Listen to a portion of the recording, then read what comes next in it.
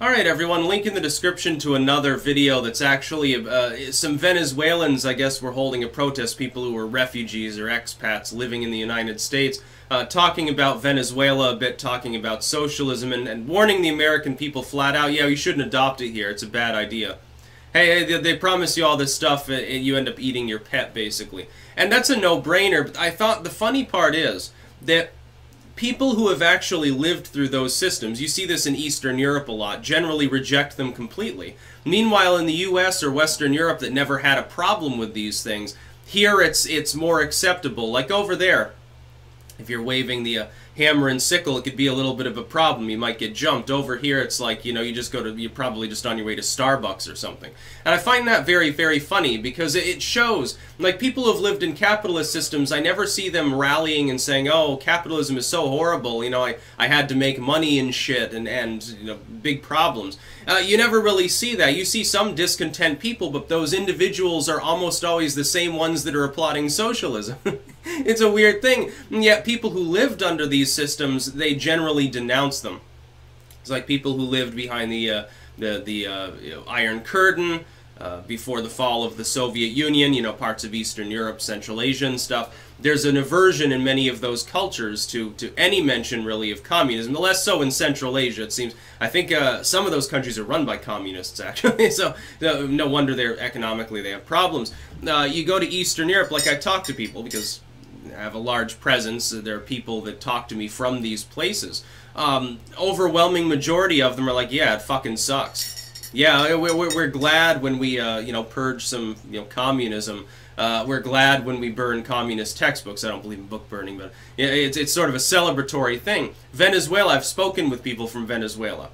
I've never really seen any of them back up Maduro. I've seen people say, well, you know, the opposition has its problems, and I've pointed that out. The opposition is not capitalistic anyway, so who fucking cares? But I've never seen anyone be like, oh yeah, it's really true, Maduro is a great guy, there's no food shortage, that's just a lie by the imperialistic West, and I'll tell you why. I'll tell you why the propaganda falls flat. In the internet era, if you have any connection to the internet at all, you can see the protests. You can see pictures and video taken from inside the stores, and I don't just mean from some corporation. See, here's the thing, like 10 years ago even on the internet, if you got that sort of on-the-ground reporting, tendency was it was coming from, like it was from the AP, or maybe the RT or BBC showed up on the scene, or CNN or something like that. It was a corporation. And so it was easy, like if you're, you know, Maduro-loving socialist, or he's paid you or threatened you into backing him or something, you say, oh yeah, I love the dude. He's a wonderful guy, like he leads our nation, the great Satan's trying to steal our oil or something like that, so we resist them. But now you've got independent, on-the-ground citizen journalism on such a level that it can't be suppressed, and so the word gets out, yes, indeed. Here's the riot.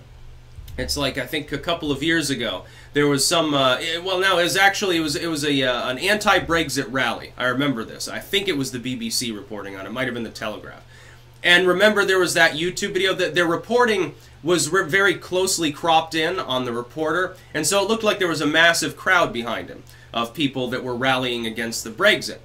Another person took footage of the exact same moment of reporting. Like, you could even hear the reporter speaking down below to corroborate it was the same event. If they hadn't closely cropped the shot, there were only a few hundred people there. And yet they're saying, oh yeah, there's huge turnout, swelling crowds opposing Brexit, and in reality it was just a very small rally. This is how the legacy media gets you. It's a form of propaganda. It's not really a lie. It's just that they're not telling you the whole truth, so they're lying in a de facto sense. But now you've got citizen journalism. It's harder to do that. So when Maduro says, oh, there's no food shortage, yeah, food is everywhere. It's like that, the morons from that other fucking show there that I linked out about a week ago. And they're like, oh yeah, the shortage had gone, oh yeah, there was a shortage, but it went away and things were fine until the evil United States put these latest sanctions on our oil. Then all of a sudden food was scarce again. Bullshit. Food was scarce anyway. You living in, you know, in your nice community and getting the extra bowl of rice because that area happened to vote heavily for Maduro, yes, indeed, there's plenty of food. Okay, maybe at your store. The rest of Caracas was out protesting at the time. That's why you didn't see any problems, because you probably don't mill about with the normal people. You don't want to touch the dirty proletarians. Yeah, it's a common thing in the left. The left, I've noticed, there's a hell of a lot of homophobia and sexism on the left. There's also a huge amount of elitism against the working class. You see, it was with Tommy Robinson. He's going to break his the BBC's balls in, I think, a day or two. And wait till see what happens with that. I've already got some tags and shit queued up and ready to go when that happens. Meanwhile, Klobuchar gets into the U.S. Election. Nobody gives a fuck.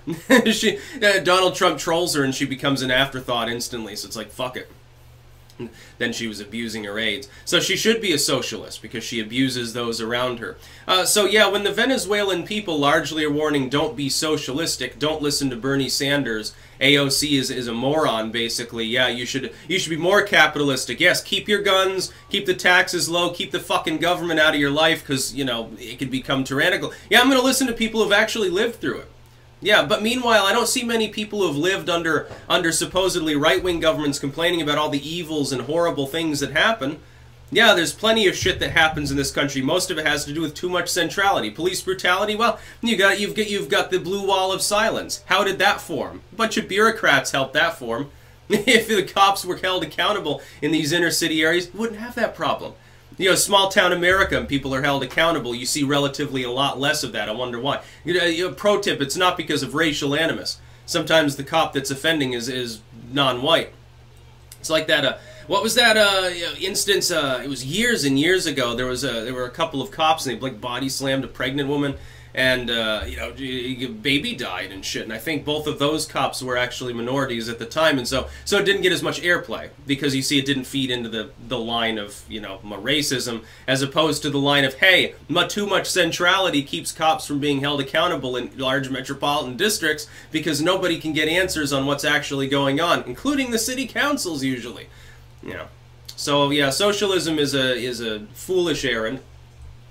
Can't work, never has worked, never will work. Venezuela's collapsing. All these other countries that are, you know, becoming more far left, eventually they'll collapse themselves. Meanwhile, countries that are scaling back that regulation, intervention, and globalism, they'll be shooting ahead. They'll be doing fine. Look at our economy. Peel back some regulations. It's amazing how much investment pours in. Brazil will be doing fine soon. I said like 4 years ago, Brazil should abandon like the socialism light that it had adopted at the time in the wake of Dilma Rousseff and just go full libertarian populist. And that's kind of what they've done. Yeah, good things are ahead. Good days are ahead for them. Meanwhile, in Venezuela, not so much. That's about all. Peace out.